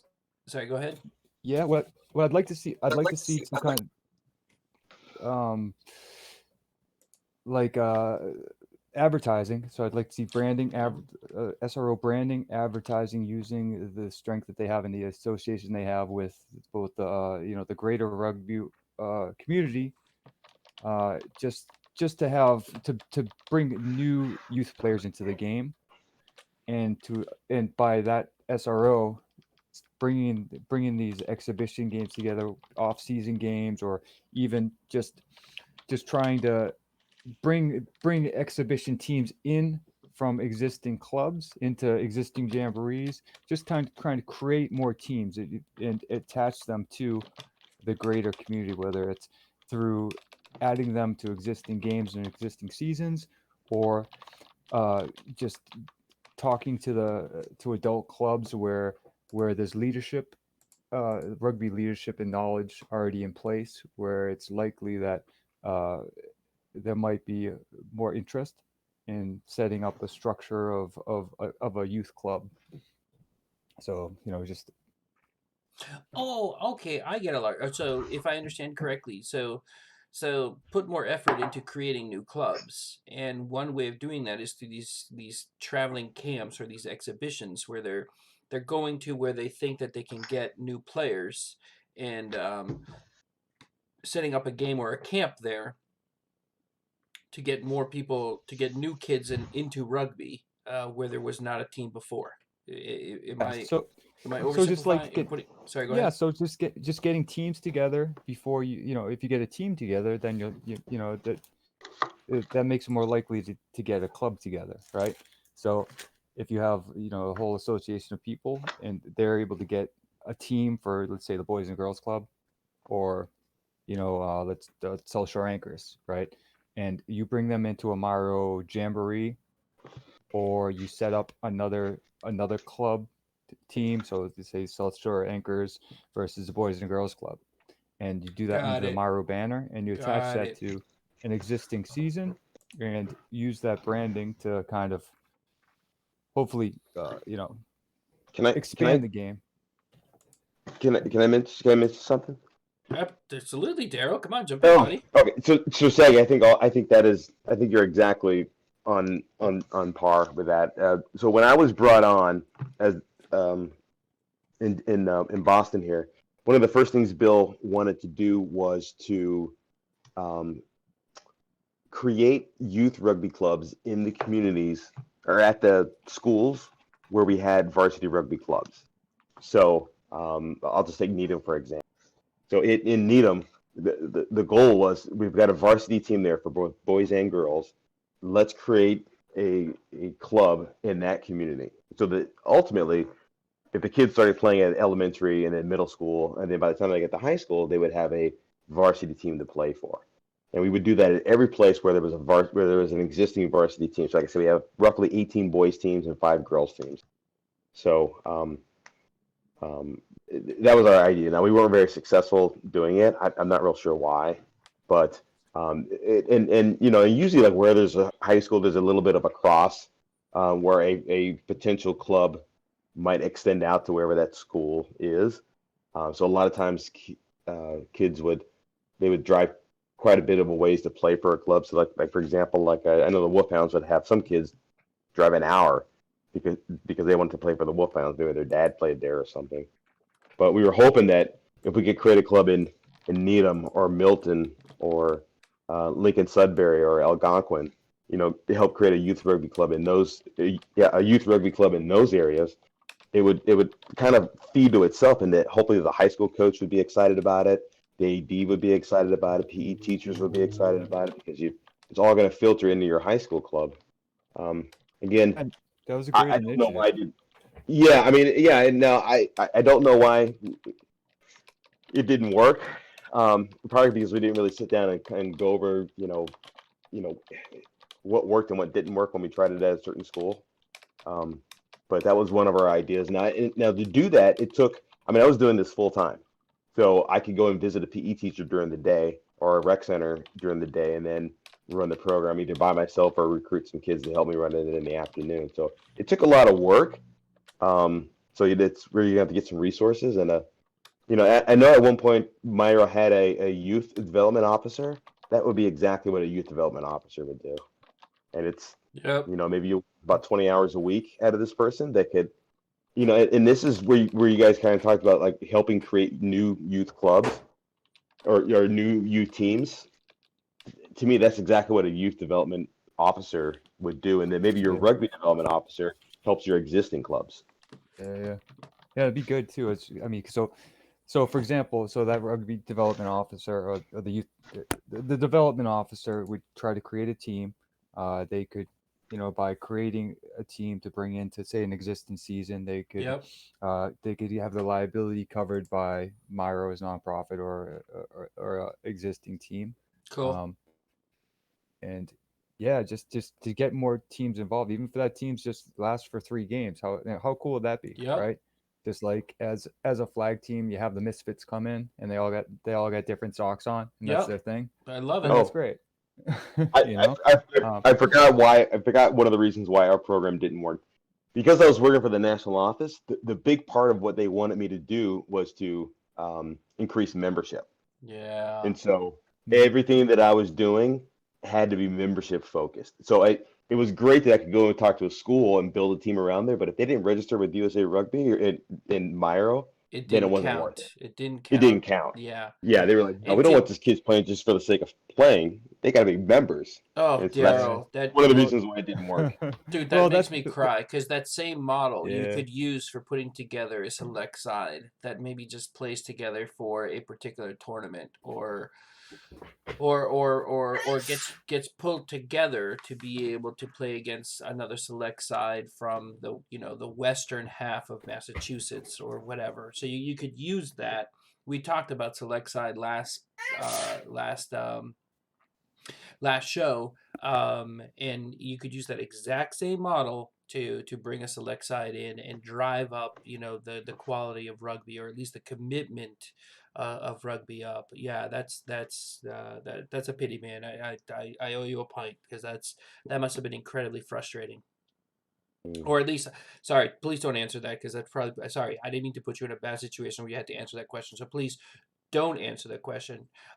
From my perspective, I would feel incredibly frustrated by not being able to pursue that because it wasn't hitting the darts. It wasn't hitting the measurements that sort of that paid my paycheck. Sorry to say it so crudely, but yeah, I feel for you, man. I feel for you. All right, guys. I mean, Sorry, Shay, go ahead. I'm sorry. I just want Daryl did awesome, and in my opinion, if there was funding at the state level for that to foster that, it would have helped a lot better. But we've been underfunded at the state level, undermanned. I mean, everything's so with a pie in the sky with an ultimate goal, that's definitely where we want to be. Just need more money. Well, this is though. we get to pretend that we've got unlimited amount of money Yeah. and resources. All right, guys, Yeah. do we have anything else, or do we want to bring it into the small topic soon?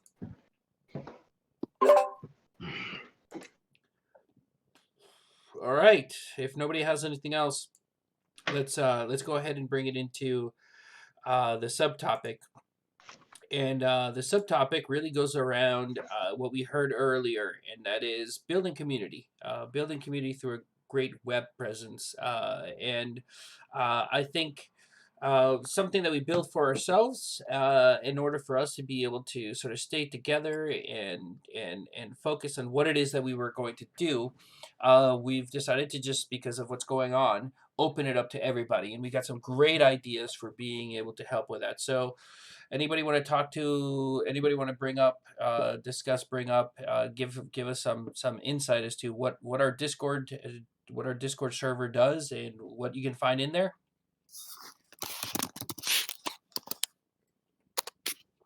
All right, I will. Yep, go ahead. Oh, okay. Well, here's what I need to send this to you.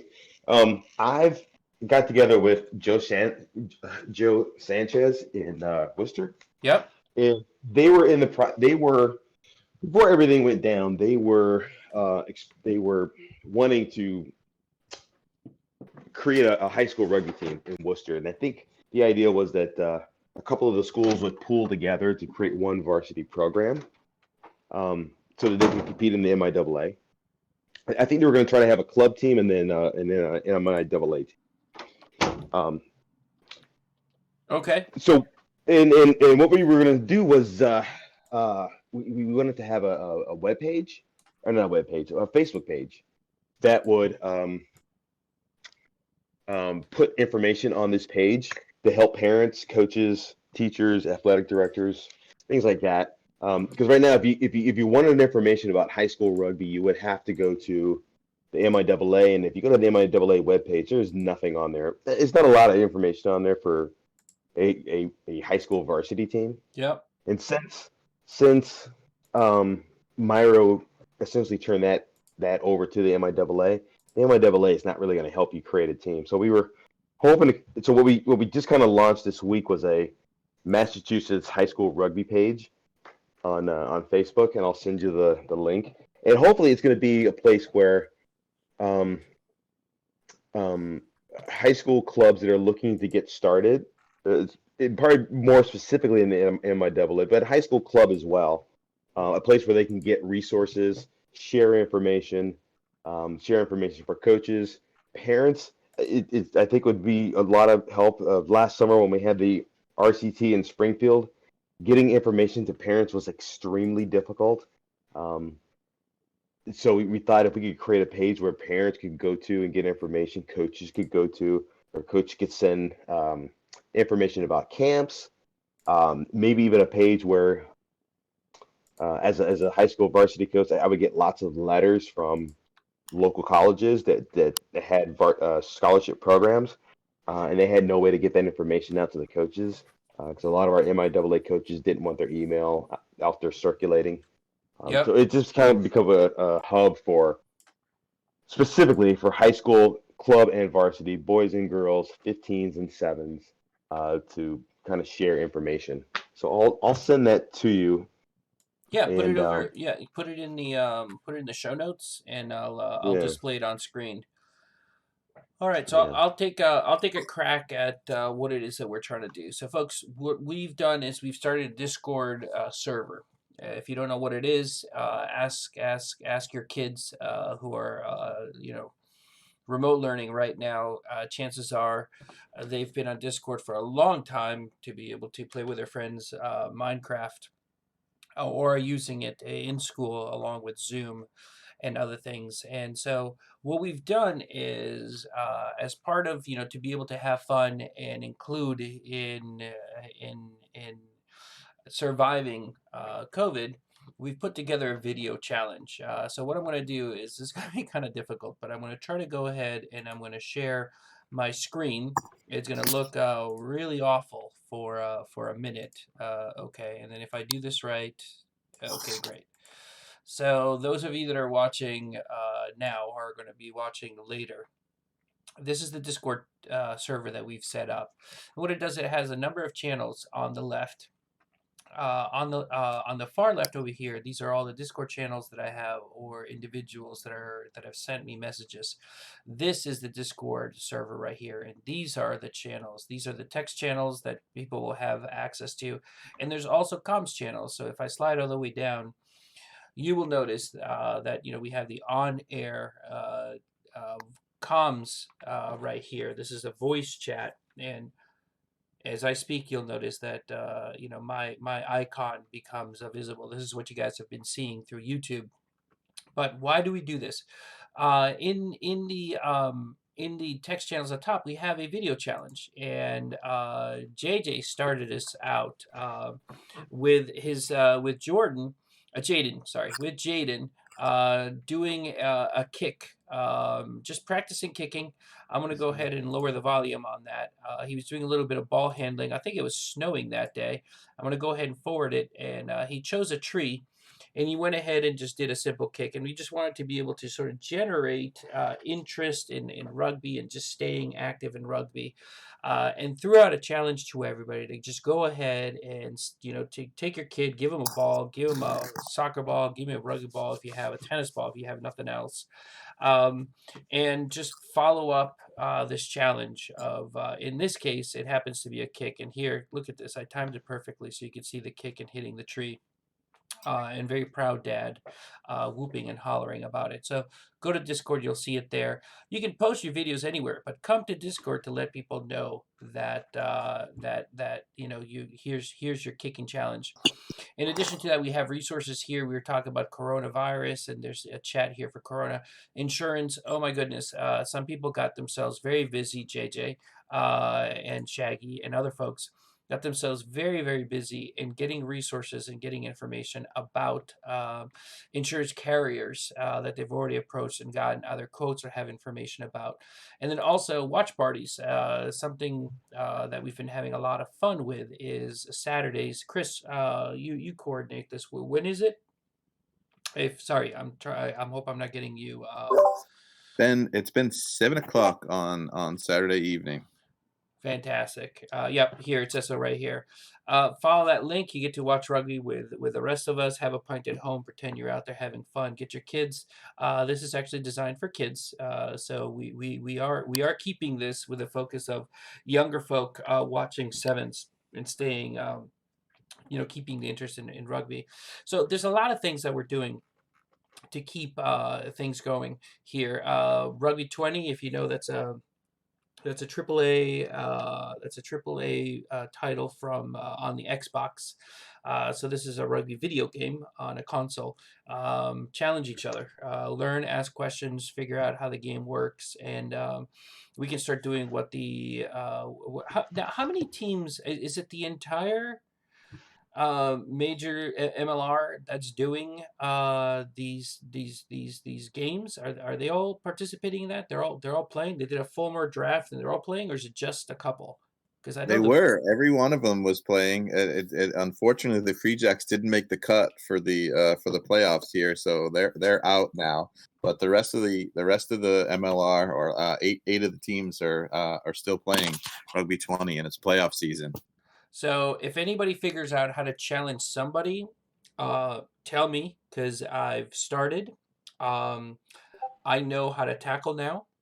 I can't figure out how to kick, but I will at some point. And if you figure out how to challenge somebody, tell me, because I will challenge you, and I will kick you. I'll do my best at being able to kick through the uprights. So, a long-winded way of saying, join the Discord, get in here, start discussing rugby, start getting resources about things that are interesting, like insurance, have fun with video challenge. And what we've this has been here for a while. We've also created individual channels for the teams that were represented. So if you want to be able to have a space to be able to discuss and coordinate, you probably already have internally, but go ahead and do this here. If you want to just migrate here, go ahead and do that. But this will give you a great way of being able to communicate with other teams also. Anything else we can add to this, folks? I'd like to say I just started using Discord when you started this up, and it's been a really good platform. We have a page for the Sharks on this, and I'm putting our training on. I'm starting our training because I refuse to give up our spring season. So every Tuesday and Thursday, I'm going to be putting together some video sessions, and they'll be on this as well. So I think this is a great platform for people to get together and pull up a chat and get involved in these, and all these things that are that you're helping to coordinate here, Daniel. I think this is a really good thing for the community right now. And lastly, the last thing that we did, this is not a video challenge. Maybe it's a video challenge for the parents and not so much for the kids. If you go to our YouTube channel where you're watching this podcast, we have we've started the quick drills, sort of like drills that you can do with one person, two people, or three people. So the idea is we're stuck inside. We need to get outside. We need to get a little bit of rugby, having fun. The challenges that we saw earlier is, we'll throw one out a week. Perhaps we'll go ahead and we'll pick the best one and throw that kid, a gizmo of some sort. But there's another challenge: is go ahead, get out there, and see if you can come up with a fun drill, or even better, a game that you can play with just your family. 1, 2, 3, 4, maybe 5 people, depending on how big your family is. Just to have fun. If you remember a great little practice, a great little game from when you played back in college, or whenever you played, just get the family out there, record it, throw it up there. We can all use more ideas, more examples, more reasons to get out in the fresh air and be able to survive this thing. All right. Anything else, folks? Anything else we can add to this? I'm going to go ahead and bring it Just back. so JJ just typed it in. So with the challenge, we're gonna there's gonna be prizes. So JJ's he created his T-shirt for the fall camp with Which all was the an clubs, awesome all the shirt. Myro clubs. It was Yep. fantastic. It was so cool, and I want one. So I want my kids to win one of these challenges. So I mean, what do we have a challenge this week? Is it kicking the ball into the tree, or Yeah, it's a kicking challenge. It's Alright. It's already up there. That's a shirt. I'm showing the shirt right now. So the first video is showing the kick to the tree. Do something else. Can you one up it? Can you make it? Can you better it in one way or another? If you can, JJ has thrown this shirt into the challenge, and you know what? I never had a chance to get this shirt, so I'm glad that my son Nicholas, did it and hit the chimenea. So get in there, see if you can come up with something better. Shaggy, I totally forgot about the shirt. And JJ, thank you so much. Here's the first challenge, and here's the first prize. So folks, get out there and see if you can get a prize out of it. All right, anything else? Ready to wrap it up? Yes. Yeah, we've been at this for quite a while. Yeah. All right, so let's do this the way we usually do it. So in Discord order. So everybody get your listening ears on. In Discord order, at the very top is Alan, and we move through Chris and JJ. Last thoughts, shout outs, whatever it is that you want to do.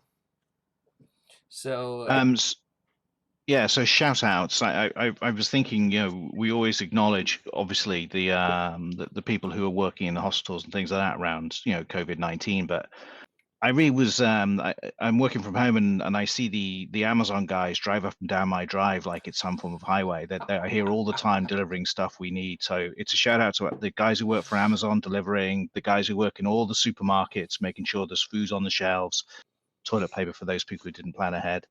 And everybody else who's just making the world work for us in these strange times. Yeah, here. Alan, I would be thrilled about that shout out, but there was one person in front of me, and precisely who I was going to shout out for. So I'm gonna go back with us again, right? I really, JJ in particular, I really appreciate all the work put in, especially in the insurance, leading the charge in the video challenge. Yes. So don't be fair. You were second place, but thank you for what you're doing, setting the example on the video challenge, really cranking on in what you've done as the youth director as well with the survey and everything else. Really thrilled to see the amount of work, and it's inspiring and a good example for us to all of us to follow. Thank you, Chris. absolutely here. Here. Thank you. Appreciate it. I'm with Alan on this one. I went to the service station the other day, topped on my petrol, went into the shop,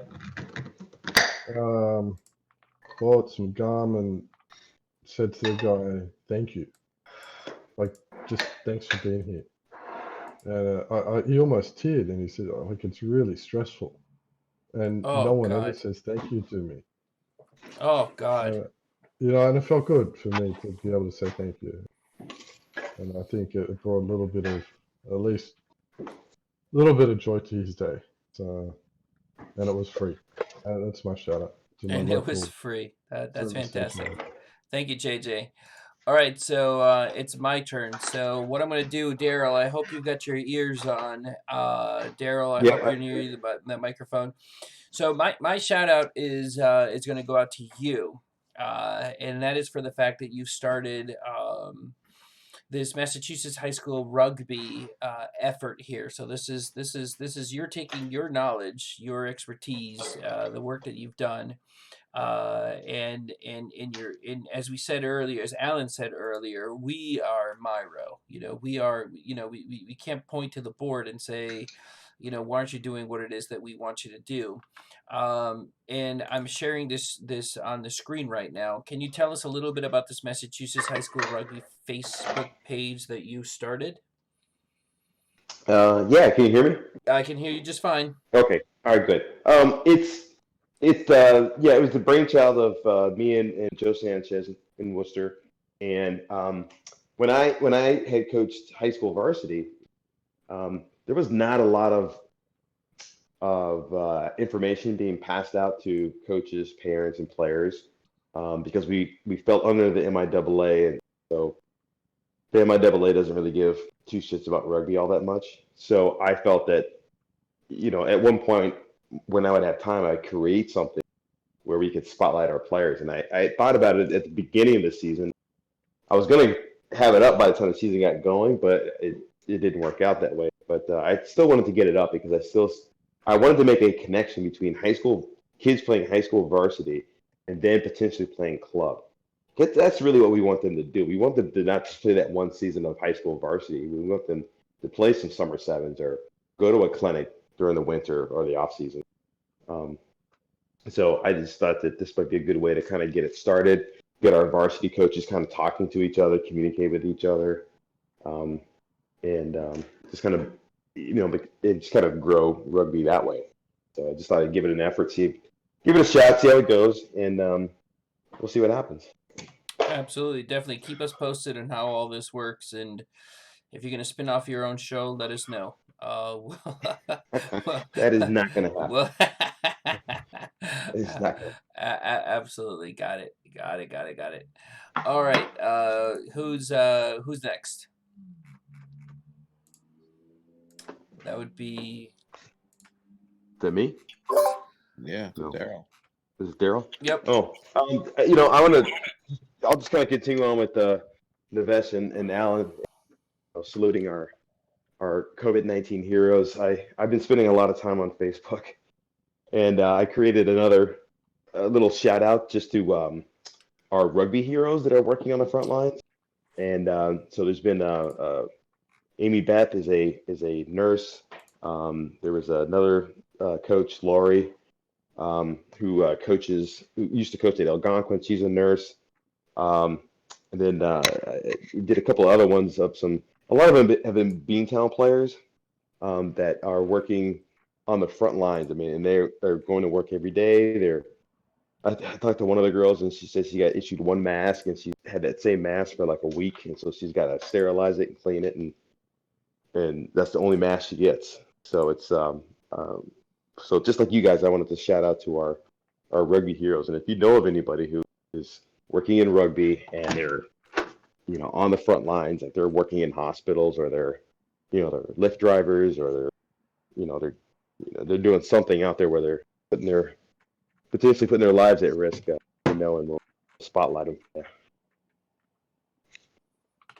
And I'm sharing that screen also from Facebook. I've got Lori Spicer up.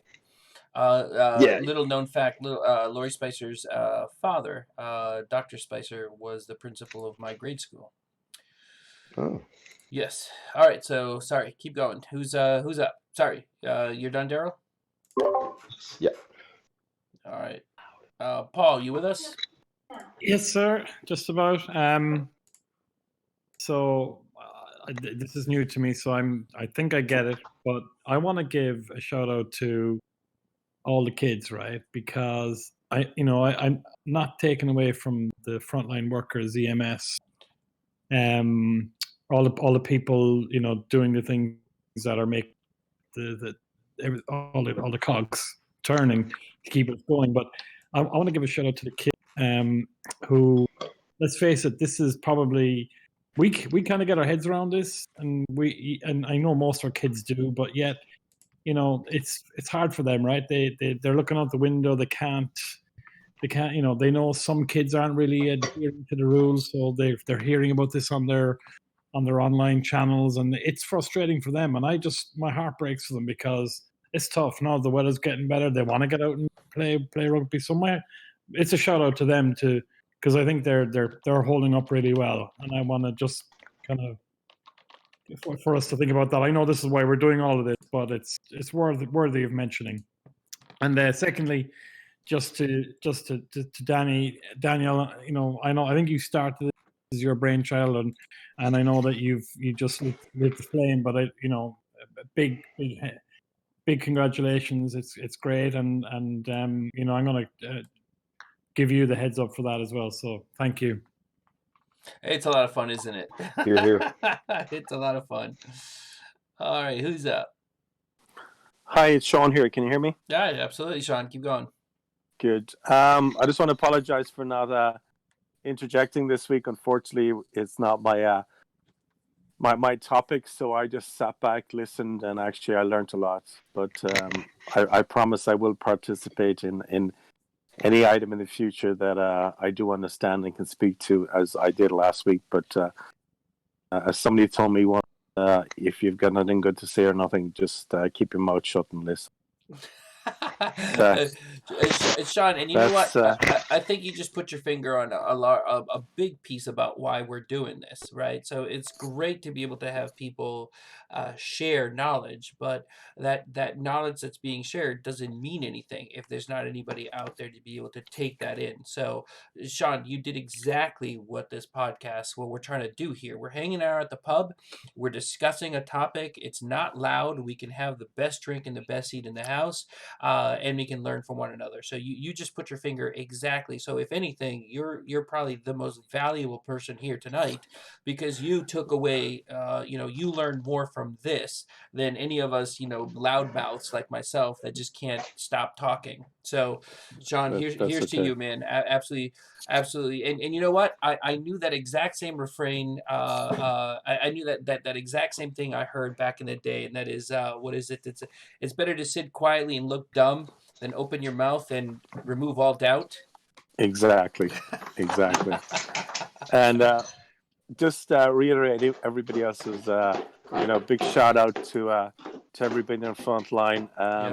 As everybody knows, I'm a painter, and I did have 70 N95 masks, so I did donate those to South Shore Hospital and bring in women's last week. So just for thank you, Sean. Sean, that's just fantastic. for safety of the nurses and all that. But anyway, guys, look forward to next week and be safe. That's a thank you to you then, Sean, I think. Yep, absolutely. On behalf of all of us. Done. Absolutely. All right, so I'm just going to shout out to all those frontline workers as well, all the essential workers, especially those that are essential workers and didn't realize that they were going to be essential workers. The grocers, as Navesh said, the people in the gas stations, those that are getting $2 more over what they were for hazard pay and still driving America right now. Big shout out to you guys.